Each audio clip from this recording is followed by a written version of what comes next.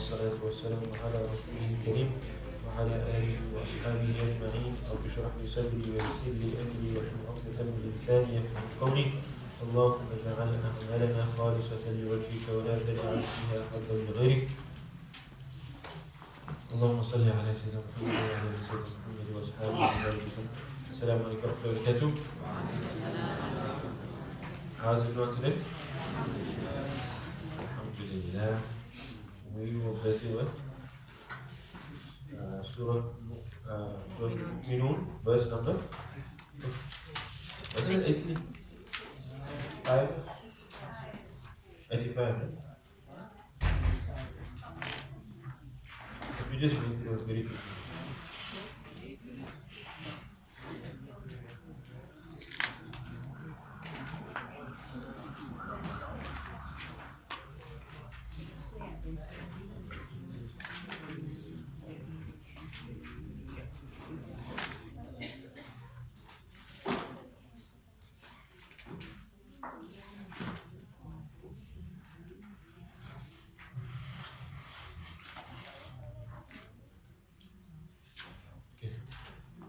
So, I'll just read a couple of verses because Allah subhanahu wa ta'ala says, بعد أعوذ بالله من الشيطان الرجيم بسم الله الرحمن الرحيم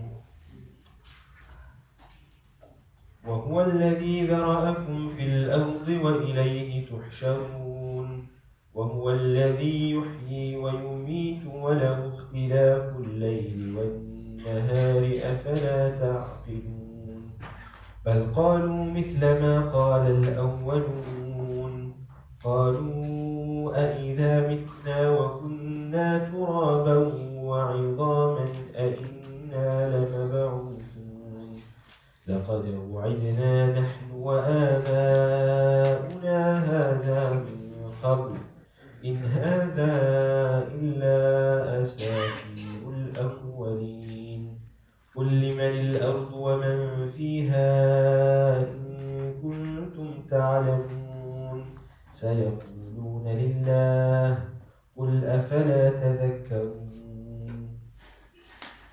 Allah subhanahu wa ta'ala, after debating with the reader the authenticity, the truth of the Quran, Allah subhanahu wa ta'ala also highlighting their aversion to it and the reasons for their aversion to accepting the Quran.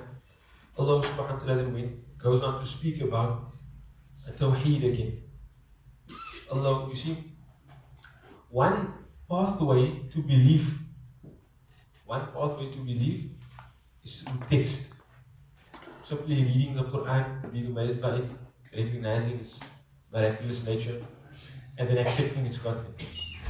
Another means to belief is recognizing the necessity of a creator. The one is, some scholars in Aqidah they write about one as a top-down approach and a bottom-up approach. So the one is recognizing the truth of the Quran and then accepting all of the contents of the Quran. And from then you basically build up your entire Islamic belief because it all stems from the Quran. And the other means is recognizing the necessity of a creator, of Allah, and then building on from there. So if there's Allah that exists, Allah subhanahu wa ta'ala couldn't have created everything in vain. Therefore, there must be a purpose to our life. How do we know the purpose to our life? We must have some access to divine knowledge, and therefore there's a necessity of revelation. So now I assess what can possibly be revelation. I should conclude that the Quran is a revelation, and then I accept everything in the Quran as well. Now, here Allah subhanahu wa ta'ala in the first part of the surah, Allah subhanahu wa ta'ala was speaking about believing in the Quran, right? And basing that belief in one's one's confidence in the truthfulness of Rasulullah sallallahu alaihi wasallam. That's like epitomized in that verse. أَمْ لَمْ يَعْرِفُوا رَسُولَهُمْ فَهُمْ لَهُ مُنْكِرُونَ. Or do they not recognize the messenger, and on account of that they reject the Quran? So the Quran is a text being brought by Rasulullah sallallahu alaihi wasallam, or a divine book brought by Rasulullah sallallahu alaihi wasallam. Now Allah subhanahu wa ta'ala goes on to ask some questions. And the nature of these questions is that they pique the mind. You see, they don't. The purpose of it is to make one think, not necessarily that you just accept what he said.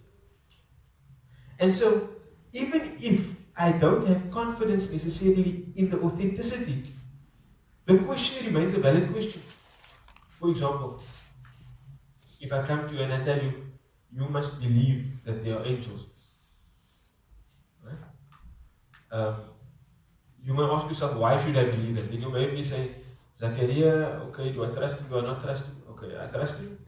And therefore I will accept what he says. Perhaps he has knowledge that I don't know of, or maybe I even give you some extra knowledge.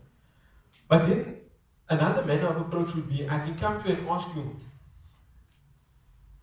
is it not necessary that angels must exist? Perhaps angels wasn't the best example yet. I should have used the existence of Allah subhanahu wa ta'ala, right? One is I would come to you and I tell you, look, you must believe in Allah subhanahu wa ta'ala. Allah subhanahu wa ta'ala gave me X, Y, and Z directive to inform you of it. Right? And then you will assess your confidence in my truthfulness and decide whether you want to accept or not. Another means is if I come to you and ask you a question, isn't it necessary that Allah exists? Whether you believe me to be truthful or not, it doesn't matter. The question remains a valid question. You can choose to think about it or not to think about it.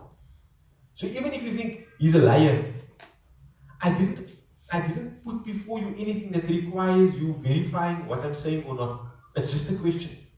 I didn't establish anything. Right? And so now the onus is all on you to think about the question, to think about your answer to it, and to be truthful with yourself. You don't accept my truthfulness, but you must accept the truthfulness of yourself with yourself. So now think about the question. Well, does the creator have to exist? Well, there are created things, and for created things to exist, the creator must exist. Okay, but how do I know everything that exists is created? Well, if it had a beginning, then it must not have existed before. If it didn't exist before, then there had to be a cause that brought it into existence. Well, what if it's just a continuing chain of existences, one that transfers and changes into another? Then I tell myself the question, but, well, if that's a never-ending chain, that will lead to an impossibility, because I'll always ask the question, who brought about the first one? Therefore, there must have been a first one that wasn't created, that just created, that always existed, that is created. Oh, there must be an Allah. Or even if I say I don't have to say there must be an Allah, there must be a creator. Okay. So now we're just telling Allah, that creator tells you his name is Allah. And now you build a new belief on that. Right? So Allah subhanahu wa ta'ala gave you the one pathway to believe. And that's acceptance of the Quran. And now Allah subhanahu wa ta'ala gives a number of probing questions to alert us to the other pathway to believe. And that's why this aql, this mind of ours, is a gift from Allah subhanahu wa ta'ala.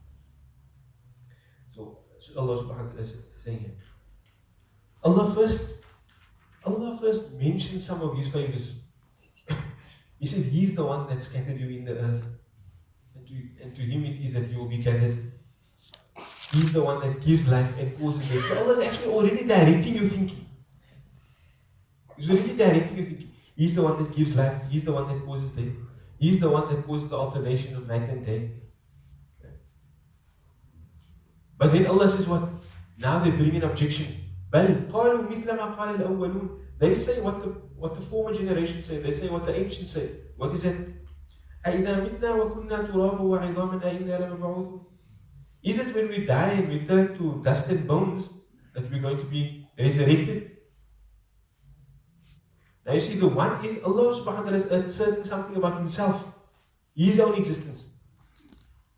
Their doubt is about something not directly, or the objection is not something directly related to Allah. It's related to a worldly phenomenon, that being resurrection, isn't it? So now Allah subhanahu wa ta'ala also draw the correlation. If you believe that there's an Allah that created all of this stuff in the first place, He's the one that gives life, He's the one that causes death, He's the one that causes alternation of life and death. Then to give life to something that you already gave life to before, the objection doesn't even hold any weight. So بل قالوا مثل ما قال الأولون قالوا أئذا متنا وكنا ترابا وعظاما أئنا لمبعوثون لقد وعدنا نحن وآباؤنا هذا من قبل. So they, in justifying the objection, they say we and those before us were promised the same thing. إن هذا إلا أساطير الأولين. These are just fairy tales, fables of old. These are just stories of early generations. Now Allah subhanahu wa ta'ala goes on. Verse number 84, Allah starts asking this question. Qul, say O Muhammad sallallahu alaihi wasallam. Qul means to say, right? But what comes after it is a question. And how do I know that? Because I know man is used for istifham. So it's like Allah subhanahu wa ta'ala is commanding us to say, but what he must say is actually a question. So we usually translate it as ask me. But there is a rhetorical benefit to using qul instead of is'al. Is'al means to ask, isn't it? But it's almost as if when Allah subhanahu wa ta'ala is telling to say something, it's as if he's asserting something. Because the answer to what is the question is obvious. The answer to the question is obvious. It's almost like in merely asking the question, you have already asserted the reality. So, قل, say O Muhammad sallallahu alayhi wa sallam, limanil ardu. Li is for, it's for tamliq, right? Man is who, but yes, coming in a questioning sense, right?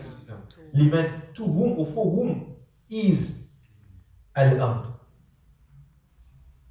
For whom is al-ard? For whom is the earth? Or in English, to whom does the earth belong? Where do you get this? Where do I get the word belong here?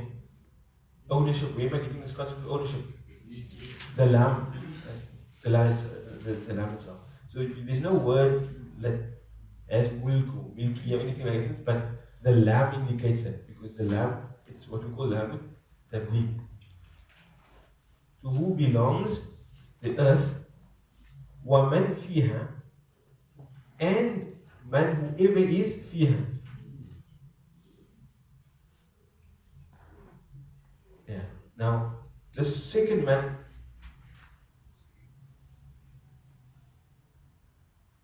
you see this limanil ardu wa man fiha, right? That man, what hal is that money? Why I'm asking you this is because I want to see how you think of you now. Whether you're just going to look at what's happening here, or if you actually think about it before giving me an answer. You can remember, how do I know which, I have to understand the sentence, and then I know which role is playing in the sentence. Right? So, limanil ardu wa man fiha. What does it mean? To whom does the earth belong, and whoever is in it? Meaning, and to who does whoever is in it belong? So, the man, you see this a while before, right? What kind of wow is it? Wow, not. So it's telling us added to something. Okay, so what is it added to?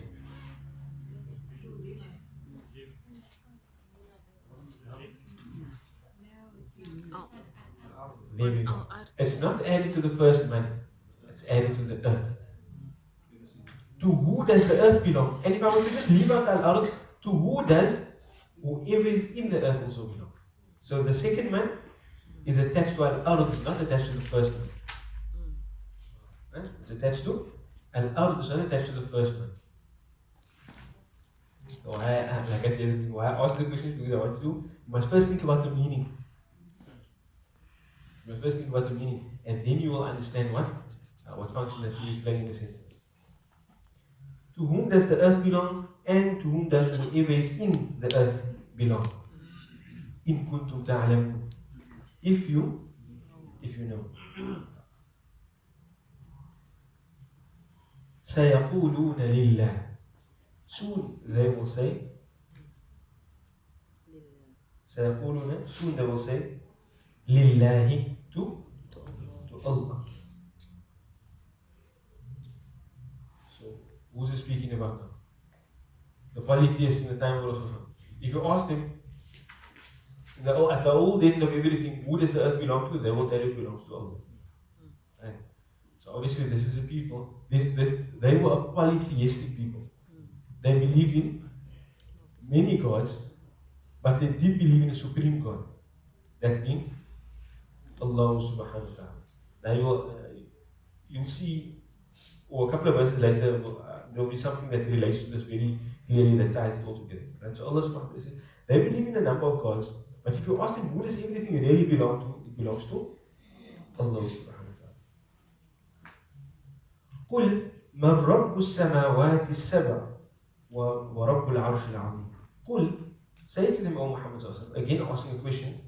من رب السماوات السبع. من, again question. Who is رب السماوات السبع? رب, you can see that's a mudaf, right? Light word. And the mudaf ilayh is السماوات. And السبع صفة. Who is the Lord of the seven heavens? وَرَبُّ الْعَرْشِ الْعَظِيمِ. And the Lord of Al-Arsh Al-Azim. Of the majestic or great throne.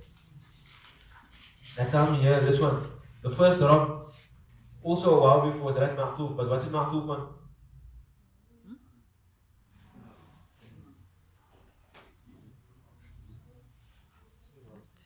This is what is Ma'tuf on the first Rabb. Right? So who is the Lord of the seven heavens, and who is the Lord of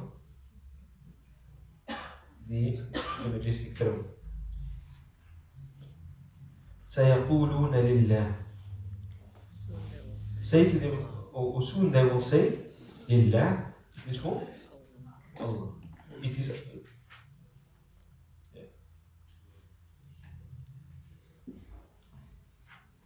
سيقولون لله, they will say it belongs to Allah. قل أفلا تتقون. Say, O Muhammad sallallahu alayhi wa sallam, أفلا تتقون, do you not then have? Do you not fear? Do you not have taqwa? Why do you not fear? Was saying that it's for Allah. Yes. No. Why have to change and accepting Allah now? No. You see, they've always accepted Allah. That's why I mentioned they were polytheists. So the polytheists of the Quraysh in Makkah, they didn't deny the existence of Allah. They believed in the existence of a created being. Because I mean that was logical to all peoples until like new atheism, like even the philosophers that had materialistic philosophies, they still believed in the existence of a God. So these guys, they do believe in the existence of a creative power being Allah. Their problem is that they ascribe partners to Allah. Their problem was not that they denied Allah. Their problem was that they ascribed partners to Allah. That's why in another surah of the Quran, they say, or there are some questions about, let me see what surah is now. ما نعبد إلا ليقربونا إلى الله زلفى. Just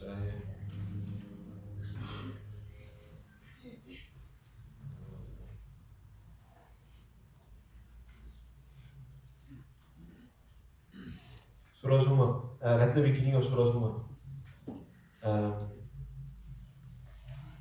This is very clear. They say, or Allah subhanahu wa ta'ala says, أَلَا لِلَّهِ الدِّينُ الْخَالِصُ.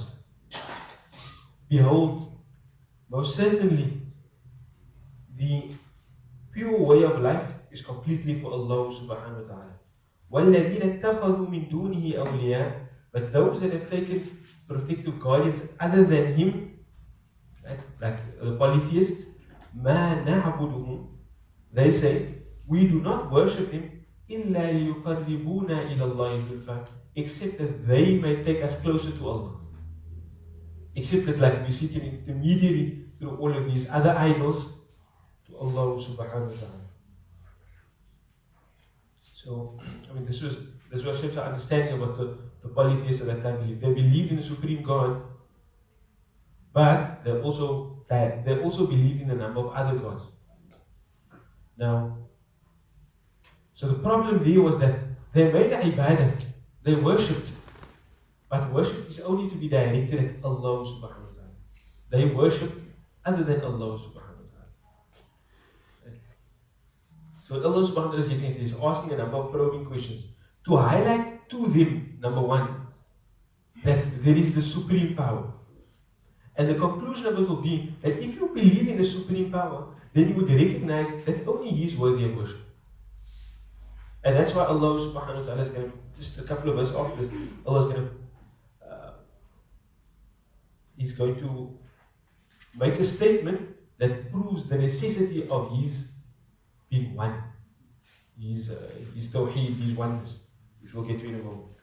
So they ask all of these questions. سيقولون لله أفلا تتقون. The first question was أفلا تذكرون. You know every single thing in the heavens and earth, everything belongs to Allah. So that would mean even all this other stuff that you direct worship to, now even they belong to Allah. So Allah asked, don't you think about it? Don't you think? He created everything. But now you direct your thanks, your worship to other than Him, which is also His creation. That's why Allah first asked, أفلا تذكرون, don't you think? The next question Allah tells us to ask is what? أفلا تتقون. So firstly you should think and recognize that my ibadah should be only for Allah. After recognizing that, now you should think, well, now I realize that I'm taking from the Supreme Creator, I'm taking His right away and I'm giving it to somebody else. Don't you fear Him? Don't you fear that there's consequences for giving the right of that Supreme Creator to other than Him? أَفَلَا تَتَّقُونَ. And then Allah subhanahu wa ta'ala establishes, قُلْ, say O Muhammad sallallahu alayhi wa sallam, مَنْ بِيَدِهِ مَلَكُوتُ كُلِّ شَيْءٍ. This is actually a question as well. مَنْ بِيَدِهِ, who is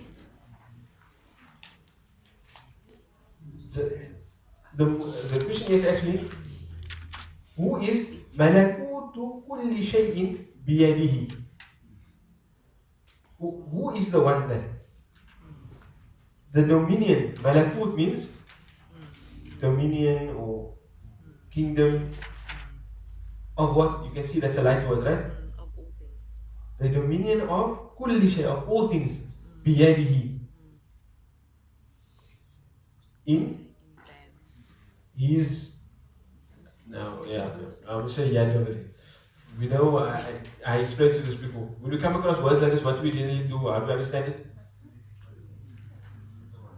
Either we just don't translate it at all, but we have some kind of intuitive understanding of what it means, or what we do is we translate it, but we translate it as a metaphor, like we give it a figurative meaning that is plausible in the Arabic language, that establishes a meaning that is known, and that doesn't contradict anything else as well. So how do you understand this? To whom does the dominion of the heavens, or to whom does the dominion of everything, the kingdom of everything, to whom does it belong? But the figurative meaning that the Mufassirin generally give for the phrase biyadihi means authority. He has control over it. Right? Control. Malakut from Malik, owner, and what he owns.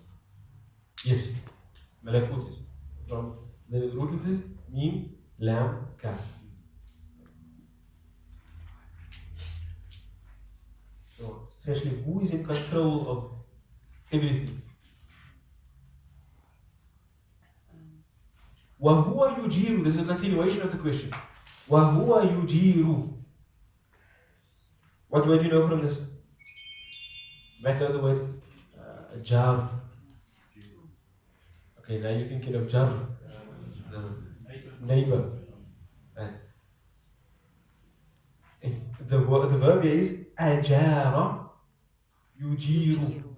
It means to protect someone. Ajara, yujiru means to protect someone.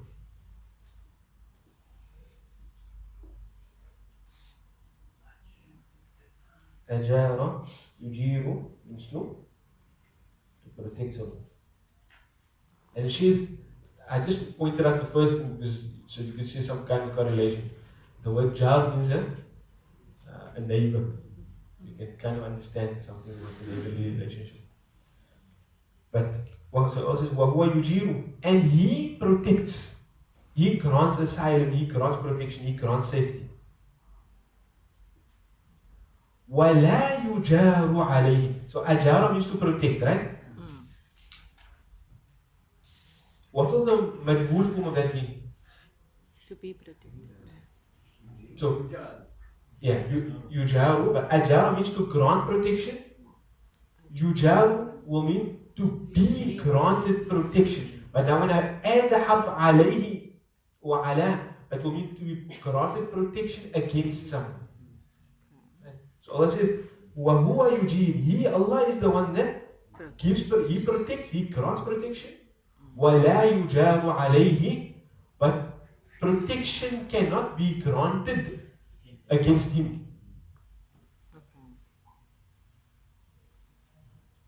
He protects, but nobody can grant you protection against Him. So, can you see how this also relates to that polytheism? You directing your worship to all of these other things. They can't protect you if Allah subhanahu wa ta'ala wants to punish you. And Allah is the one that grants protection in the first place. So if you have that taqwa, you have that fear, where are you going to turn to have your fear removed? The one that grants protection. That's why one of Allah's names is Al-Mu'min. Al-Mu'min. What does Al-Mu'min mean? We know Mu'min for us. Mu'min for us means a believer. But you can't say Allah's name is the believer. The one who can't say. It comes from the word Amn. Amn means safety. The Mu'min, Allah is the one that gives safety. So, that's the meaning that's being conveyed here. وَهُوَ يُجِيرُ وَلَا يُجَارُ عَلَيْهِ. If you have taqwa, you have the fear of Allah subhanahu wa ta'ala, where do you go to have the fear removed? Allah tells you He is the one that grants protection. So obviously that means you go to Him. وَلَا يُجَارُ عَلَيْهِ. Nobody can grant protection against Him. So you wouldn't try and seek protection from anybody other than Him. And you'd ensure that He's not the one that you are wronging. وَلَا يُجَارُ عَلَيْهِ إِن كُنتُمْ تَعْلَمُونَ. If only you know. Only you knew. سَيَقُولُونَ لِلَّهِ. Soon they will say it is for Allah. قُلْ فَأَنَّا تُسْحَرُونَ. Say to them, O Muhammad sallallahu alaihi wasallam, فَأَنَّا. Anna means what? How? This, when you have anna in this form, look how it's written. How's it written? You have the noon with the shut down and then what do you call that? Yeah. That's what you call it, yeah. Alif, maqsoora.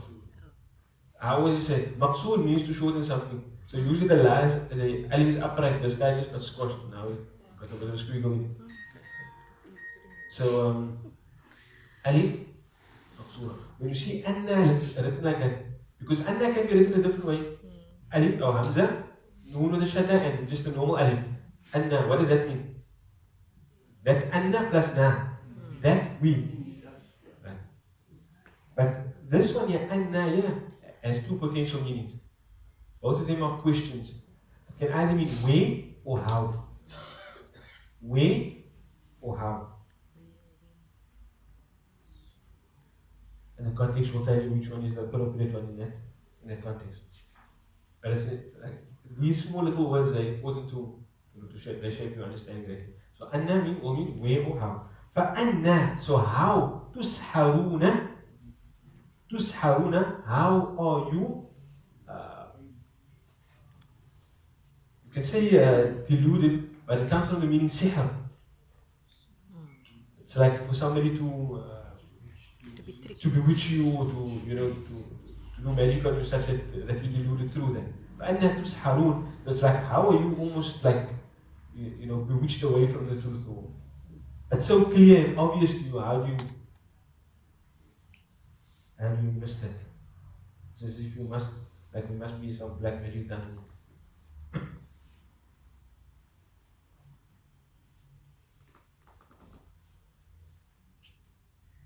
So there's a progression of questions. There's a logical progression in the purpose. أفلا تذكرون? Don't you realize the status of Allah? أفلا تتقون? When you realize that you are directing what is the due of Allah to other than Him, don't you fear? And if you recognize that you have that fear, and you know that Allah is the only one that can protect and that can protect you against Him, the logical conclusion of that is, I have to turn to Him alone. But if you don't arrive at that conclusion, فَأَنَّا تُسْحَرُونَ? Like, what's happened to your mind? It's like, you must be gone mad. بَلْ أَتَيْنَاهُمْ بِالْحَقِّ وَصِدْقٍ. Rather, we have brought the truth to them. بَلْ أَتَيْنَاهُمْ بِالْحَقِّ. This is similar to another verse that we had before. بَلْ أَتَيْنَاهُمْ بِذِكْرِهِمْ وَهُمْ عَنْ ذِكْرِهِمْ مُعْرِضُونَ. Similar verse. Allah subhanahu wa ta'ala says at the end of this passage, بَلْ أَتَيْنَاهُمْ بِالْحَقِّ. Rather, we have brought to them the truth. وَإِنَّهُمْ لَكَاذِبُونَ. And certainly they are liars. We have brought the truth to them, but they are liars. So Al-Haq here refers to what? Again, as having brought the truth to them, we understand that in a general sense as whatever truth Allah subhanahu wa ta'ala allows us to come to know, but specifically also could be referring to the Quran. Then Allah subhanahu wa ta'ala says, now He mentions a proof for His oneness. مَا اتَّخَذَ اللَّهُ مِنْ وَلَدٍ. ما اتخذ. اتخذ means to take. ما makes it negative, right? ما before past tense makes negative.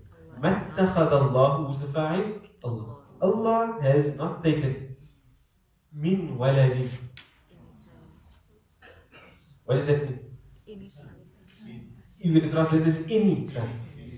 Any son.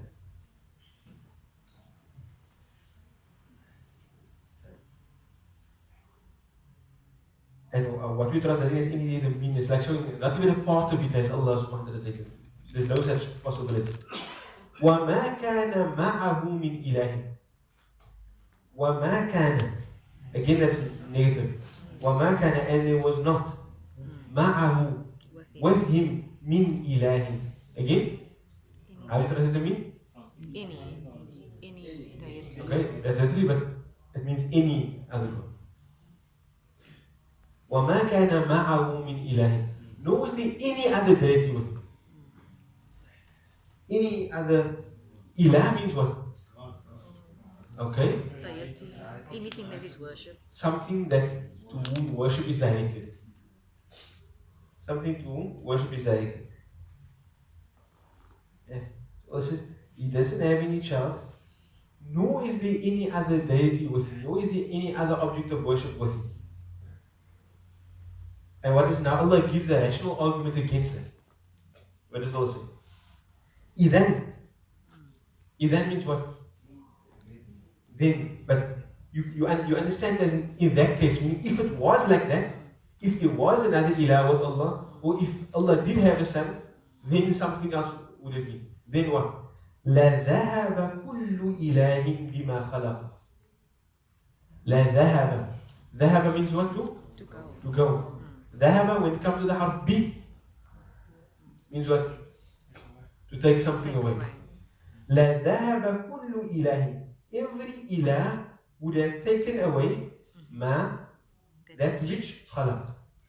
He created. That which He created. So Allah says, if it was that there were other gods with Allah, then every god or every deity would have, gone its way with what it created.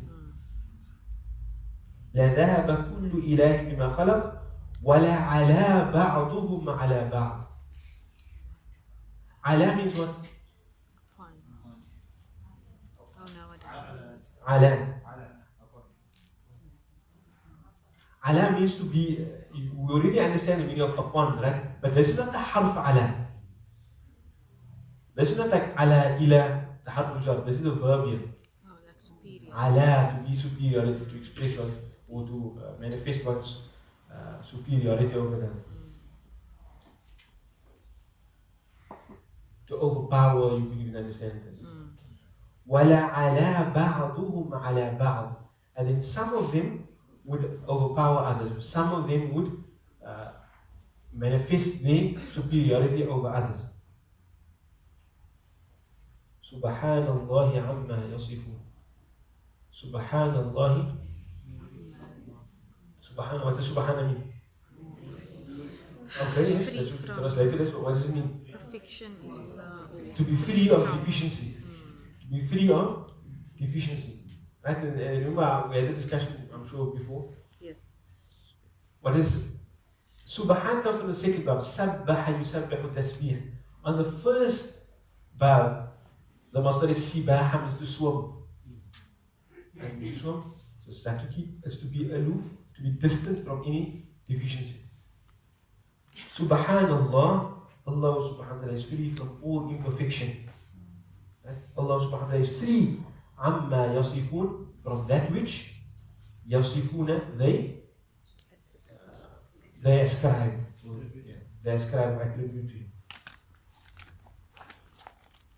This verb yasifun comes from the root letter wasafa yasifu. And you know a word from here, sifa. Sifa. Though it may not seem obvious because the waw is left out in the sifa, in the form sifa, but the root letter of the word sifa is actually wasafa yasifu. Now I want to mention something about this. Seems like a very simple argument.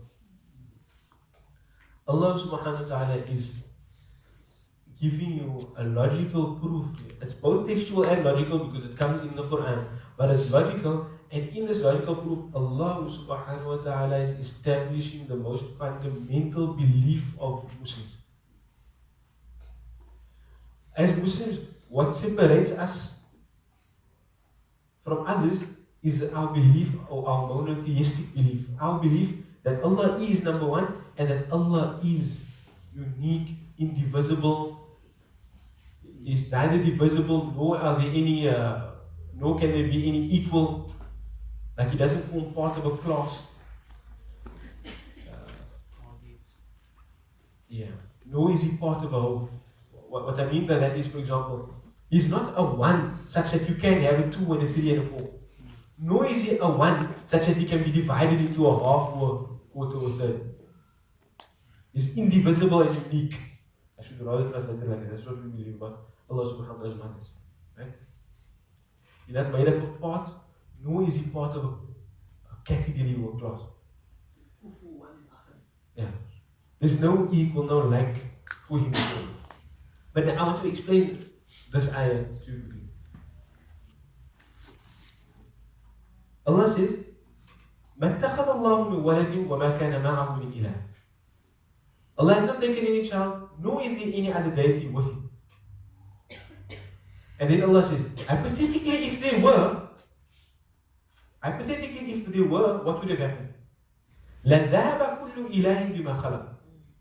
Each of them would have gone with what they created. وَلَعَلَى بَعْضُهُمْ عَلَى بَعْضٍ. And some of them would have expressed superiority over others. Now one may say, well, so Allah is actually saying, the fact that you see harmony in the world, the fact that you see that there is no fissure or no inconsistency in the systems of the world, means that it is the product of one creator. If it were not the product of one creator, then everything would have been scattered into disarray. Right? From another perspective, you may say, well, what if the gods just wanted to work together? What if they just wanted to work together? Then the question is, according to whose standards do they want to work together? So, what the scholars of Aqidah, they say is, this argument comes down to divine will. If there's one will, one supreme divine will, then only that, what that will decides comes into being, and there can be harmony. Because it comes from one perfect source. But if you bring another will into the picture, another being that has will, then either both of them have the same will, exactly the same will, then essentially there's only one will still. Or they have different wills. If they have different wills, if their wills contradict each other at any point in time, then logically you know that two polar opposites cannot exist at the same time. Can I say this chair both exists in the same time and space and doesn't exist? No. I can say in one moment it exists and in another moment like it doesn't exist here anymore. Now it exists here, now it doesn't exist there. Right? But that's different, that's not contradictory, they're separate times. But can two polar opposites, like completely contradictory things, exist in the same time and space? Every single logic knows that cannot be. That cannot be. I can't be both alive and dead at the same time. I can't be both non-existent and existent at the same time. Right? So a thing and its polar opposite, it's 100% opposite, cannot exist at the same time, in the same place. Can't both exist and not exist. It's polar opposites. So it is two worlds. Either it's actually the same world because they're exactly the same. So essentially there's only one world. Or there's two worlds, two contradictory worlds. If there's two contradictory worlds, only one can come into existence. If both of them don't come into existence, if they cancel each other out, then both of them are weak. Because they couldn't bring the world into existence. And if they're both weak, then none of them are worthy of worship. But something exists, so that means some world must have been affected. So now if there were two worlds, and one overpowered the other, then the other one is weak. And it is deficient. And only one world is supreme. Whether it's one or two. So what we conclude, if there's two worlds, either nothing comes into existence, neither world comes into existence, and then there's none worthy of worship. But the reality is, we can see that something has come into existence. Therefore, one world must have overpowered if there were potentially two. And then the second one is deficient and not worthy of worship. It doesn't have uluhiyya, perfection, and therefore it's not worthy of worship. So we still conclude that there's only one world. There's only one possible will. That being the will of Allah subhanahu wa ta'ala. And that's why profoundly Allah subhanahu wa ta'ala ends of the verse by saying, Subhanallahi amma yasifun. Because that completes the argument. Now, I had to explain it in all of those terms. But if you understood all of the Arabic, that very simple argument that even a lay Arabic person that understands Fusha, you would have understood that from the verse. Right? That Allah subhanahu wa ta'ala is speaking about will here. Allah subhanahu wa ta'ala is speaking about the superiority of one over a hypothetical other. Right? And it's only with that superiority that we can say Subhanallah amma yasifun, that Allah subhanahu wa ta'ala is free of any deficiency. And so from that we conclude that there can only be one. Not just must Allah exist, but also there can only be one Allah. Not just we conclude that Allah must exist, but we conclude that there can only be one Allah subhanahu wa ta'ala. And that again refutes the polytheism of those people that directly worship at other than Allah. That's why specifically Allah used the word ilah. And when I asked you about the word ilah, I told you something to which worship is directed at. Because they had other idols and they would direct worship at them. Which means that they're considering it to be ilah. But you're considering it to be an ilah, but they don't have any divinity, any perfect will or anything like that. They are deficient things. So it's a foolish thing to direct worship at them. And then Allah subhanahu wa ta'ala says, He's free of all of their ascribed. And then Allah subhanahu wa ta'ala mentions two of His descriptions. Alimul ghaybi wa shahada. He is the one who knows ghaybi wa shahada, the seen and the unseen. Alimul ghaybi wa shahada, the knower of the unseen and the seen. فَتَعَالَى عَمَّا يُشْرِكُونَ. Again, what's the root letters of ta'ala? Same like the root letters of ala, ayn, lam, waw, ulu, to be exalted. So فَتَعَالَى, far exalted is he, عما, from that which or above that which يشركون, they associate. ascribe or ascribe as partners to him. They associate with him. Far exalted is he above what they ascribe as partners to him. Okay, we'll end here for now, inshallah.